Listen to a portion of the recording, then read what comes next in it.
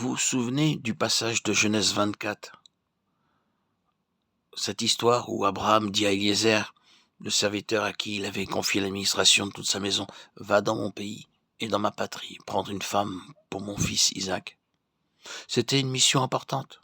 Abraham vivait alors en Canaan et pour atteindre la Mésopotamie, il fallait traverser 2 fleuves et une bonne partie de désert. C'était une tâche difficile et délicate d'aller dans une ville étrangère et lointaine pour convaincre une jeune fille d'accepter cette offre de mariage. Mais Eliezer regardait à Dieu, et quoique sa mission semblait le mener aux extrémités de la terre, un simple verset de la Bible met fin à toutes nos questions. Il se leva et alla en Mésopotamie, à la ville de Nachor. Cela paraît être tellement simple. Parvenu au but de son voyage, il fit cette prière, et il dit, « Éternel Dieu de mon Seigneur Abraham, fais-moi, je te prie, rencontrer aujourd'hui ce que je désire, et use de bonté envers mon Seigneur Abraham. Voici, je me tiens près de la source d'eau, et les filles des gens de la ville vont sortir pour puiser de l'eau. Que la jeune fille à laquelle je dirai, penche ta cruche, je te prie, pour que je boive, et qui répondra, bois, et je donnerai aussi à boire à tes chameaux, soit celle que tu as destinée à ton serviteur Isaac. Et par là, je connaîtrai que tu uses de bonté envers mon Seigneur. » Genèse 24, 12, 14. Le serviteur d'Abraham n'avait pas encore fini de prier que Rebecca arriva au puits et, dans le moindre détail, tout se réalisa comme il l'avait demandé. Mais que serait-il advenu si la jeune fille n'avait pas été de la famille d'Abraham? Comme nous le savons, nous avons ici un type de Christ et de son Église, l'un et l'autre de la famille de Dieu. Car celui qui sanctifie et ceux qui sont sanctifiés sont tous issus d'un seul. La jeune fille devait être de la même souche qu'Isaac. Elle ne pouvait être d'une autre race. C'est pourquoi Eliezer l'interrogea sur sa parenté. Oui, elle était bien de la famille d'Abraham. Dès qu'il en eut la certitude, il courba sa tête et adora le Seigneur. Les voyons-nous, les voies de Dieu? Oh, permettez-moi de vous le dire. Si seulement vous vouliez apprendre à reconnaître Dieu dans tout ce qui vous arrive, vous ne pourriez vous empêcher de l'adorer. Si vous lui demandez de faire ceci ou cela et que vous vous confiez pleinement en lui et que les choses s'accomplissent comme vous lui avez demandé, vous l'adorerez pour ses voies à votre égard. Quand Eliezer vit que les choses se réalisaient exactement comme il l'avait demandé, l'homme inclina sa tête et adora le Seigneur en disant, « Béni soit le Seigneur, le Dieu d'Abraham, mon Seigneur, qui n'a pas oublié sa miséricorde et sa fidélité envers mon Seigneur. Moi-même, le Seigneur m'a conduit sur le chemin de la maison des frères de mon Seigneur. » Frères et sœurs, voyez-vous ce que cela signifie d'adorer Dieu? C'est lui rendre gloire pour tout.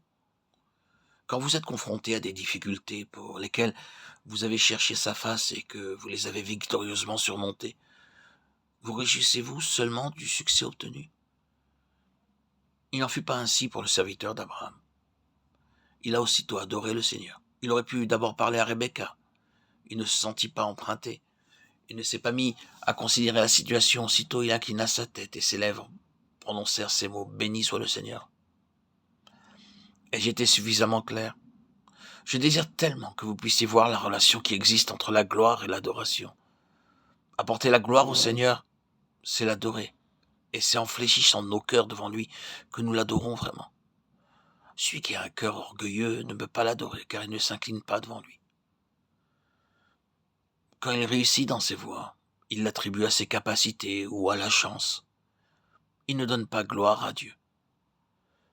Être un véritable adorateur, c'est lui offrir la louange et les actions de grâce pour tout ce que nous rencontrons.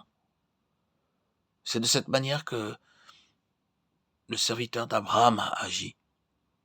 Lorsqu'il entra dans la maison de Rebecca pour faire part de sa mission et qu'il trouva Laban et Bethuel disposés à laisser aller Rebecca immédiatement, il ne s'attarda pas sur sa réussite.